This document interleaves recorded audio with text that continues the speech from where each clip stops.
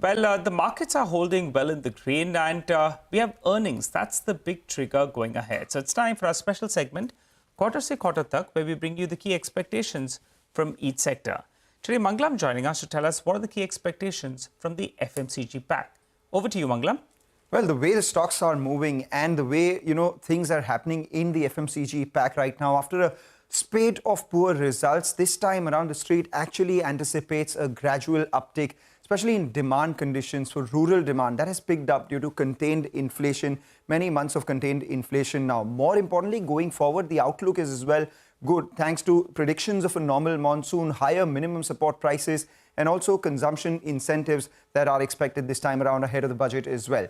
But remember, this was also the quarter where we had, the elections, etc. So sectors such as paints and building materials, labor-intensive sectors could be impacted by the elections and the ongoing heat wave. But on the other hand, we would see a demand pickup for names, categories like cooling oils, soft drinks, talcum powder, ice creams, etc. What we know from the updates so far is that consumer staples have seen gradual recovery.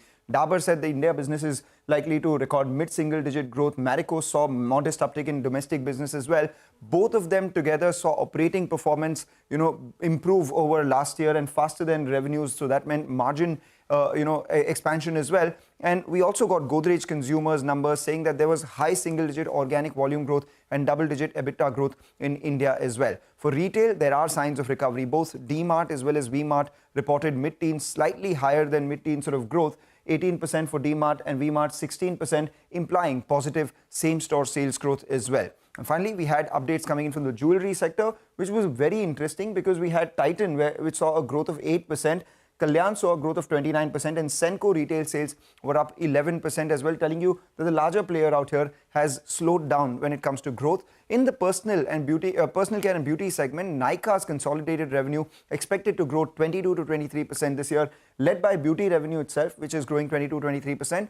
The fashion industry, however, continues to face challenges, and that's exactly what's going to reflect in their numbers as well. What are we expecting in terms of revenue growth and margin changes for key companies? Tata Consumer is likely to be the pick of the pack with a 15 to 16% revenue growth, margin improvement as well. Middling sort of revenue growth for Britannia and ITC. Nestle is likely to show growth of almost 8 to 9% on the top line, with Hindustan Unilever and Asian Paints actually being laggards for the FMCG space. We have Asian Paints where the revenues may decline by about 2% as well, with Hindustan Unilever about 1 to 2% growth in the revenues. The likely outperformers this quarter, and the ones that I'm clearly keeping an eye out on, have to be names like Varun Beverages, benefiting from the strong heat wave, United Breweries as well, improved margins. Emami is the other one. We have brokerage upgrades coming in as well, and there has been noticeable uptick in consumer sentiment, so names like Honasa and Jubilant Foodworks really stand out as well. And finally, with the up move that we've seen recently, the valuations for FMCG space, they've never been cheap, but this time around, we have seen some moderation as well. So for names like Nestle, Tata Consumer and Godrej Consumer, these stocks have been outperforming. Valuations are between 60 to 71 times. But for Marico, Dabur, Hindustan Unilever actually is now at a level which is what it was trading at, say, for a 5 to 10 year average as well at 54 times. So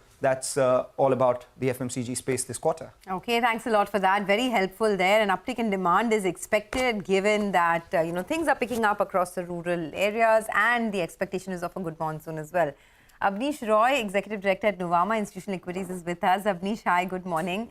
That was a pretty exhaustive, report that Mangalam put out on the expectations there. But if you had to pick and choose, which are the stars of the earnings season this time around? Which companies could be the stars this time around? Sure, thanks. Yes, the updates in the FMCG 4 have come and in the retail around 5 have come. In the FMCG space, the volume growth, etc., sales growth and margins all are in line with our published numbers of Q1 review. But in the jewelry space, clearly Titan has disappointed street. We had downgraded Titan stock a few months back and we see slightly more pressure there. So clearly, studded has also grown slower for Titan, so the margins will be under pressure. Coming to FMCG, yes, the results are decent given the heat wave, lack of marriage days, elections impacting liquidity and definitely manpower also in few sectors. I think the results updates are decent.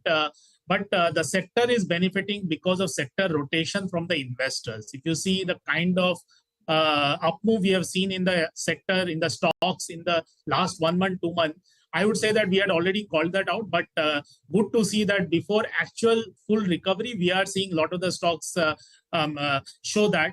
In terms of Q1, definitely we expect that there will be few companies which will see very strong numbers. So clearly Varun Beverages, Emami, Godrej Consumer, Marico, Dabur, etc. all have seen decent number. Even Adani Wilmar is seeing good recovery. So we expect Adani Wilmar next 1 year should be very strong, good volume growth and pricing also coming back. But from the bigger companies of the sector like HUL, ITC, Asian Paints, we expect weak performance in Q1. But in those stocks, the valuation comfort is high. So if any investor wants to play the consumption revival, but is willing to wait for the Q1 weak numbers of these three companies, I think post the results, it's a very good time to accumulate HUL, ITC, Asian Paints also, but from a 1 year perspective. But from a near-term perspective, our topics will be essentially companies which are doing well in the near term. So Varun Beverages, Emami, Britannia, Godrej Consumer. We also like Nestle and Bikaji in that. But United Breweries will be impacted negatively in Q1 because of the election-related impact. So there are slightly weak numbers there. Okay, all right, Abneesh, thanks a lot for joining in, and good call on Titan. And you're saying you continue to remain negative. The stock has seen a lot of pressure.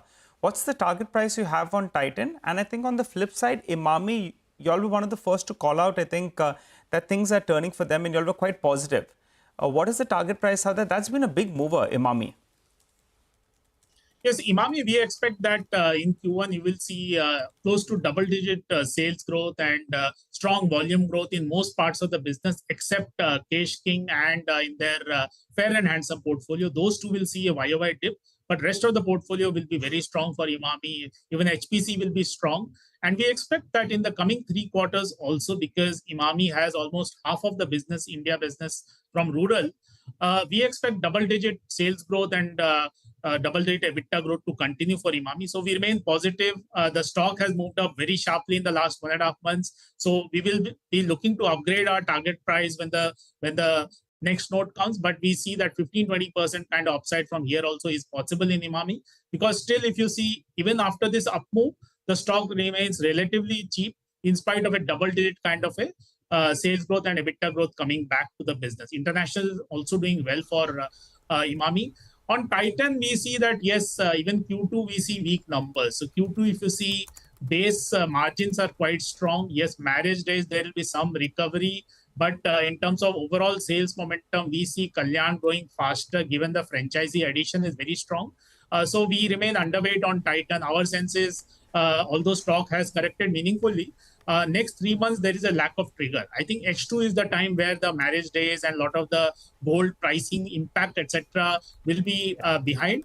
But concern on lab-grown diamond remains, as of now, that remains a monitorable. So we see that from here, maybe the stock correction on absolute basis is limited, but time correction is possible. But from a 1 year perspective, after Q2, I think the stock can give 10 to 12% return, but Q2 results will also be weak for Titan in our view. Got it. One of the top ideas I think you have, which have sounded positive on, was Godrej Consumer.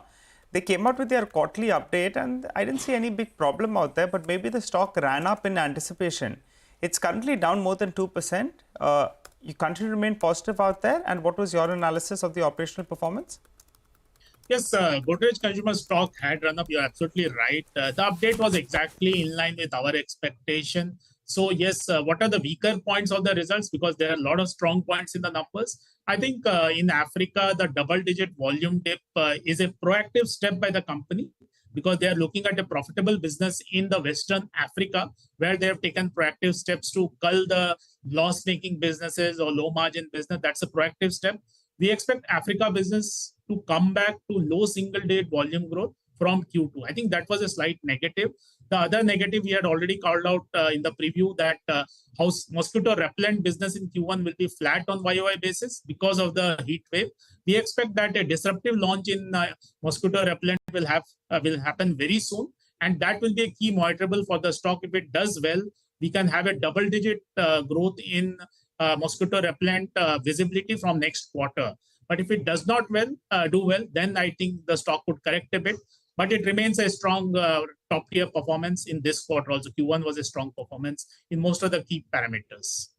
Okay, thanks a lot for that. Well, that is what you can expect from the FMCG space. Let's